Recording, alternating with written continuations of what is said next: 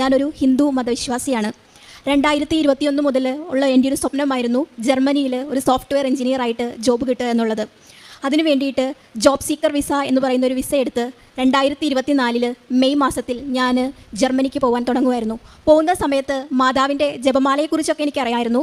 ആ സമയത്ത് ഞാൻ കൃപാസനത്തിലെ 1-2 സാക്ഷ്യങ്ങൾ കാണാനിടയായെങ്കിലും എൻ്റെ കയ്യിലുള്ളതും മാതാവിൻ്റെ ജപമാലയാണല്ലോ, പിന്നെ എന്തിനാണ് ഞാൻ കൃപാസനം മാതാവിനോട് കൂടി പ്രാർത്ഥിക്കുന്നത് എന്ന് വിചാരിച്ചിട്ടാണ് ഞാൻ ഇവിടെ നിന്ന് ജർമ്മനിയിലേക്ക് പോകുന്നത്. ഏത് ഇൻ്റർവ്യൂ വന്നാലും ജർമ്മൻ ലാംഗ്വേജ് ഫ്ലുവൻ്റ് ആയിട്ട് സംസാരിക്കുന്നില്ല എന്നതിൻ്റെ പേരിൽ എല്ലാത്തിനും തന്നെ ഞാൻ ആദ്യമായിട്ട് ഔട്ടായി പോവുകയായിരുന്നു.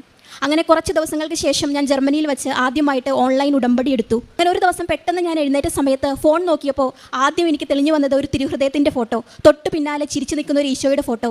വീണ്ടും ഞാൻ ഓൺലൈനായിട്ട് തന്നെ ഉടമ്പടി പുതുക്കി.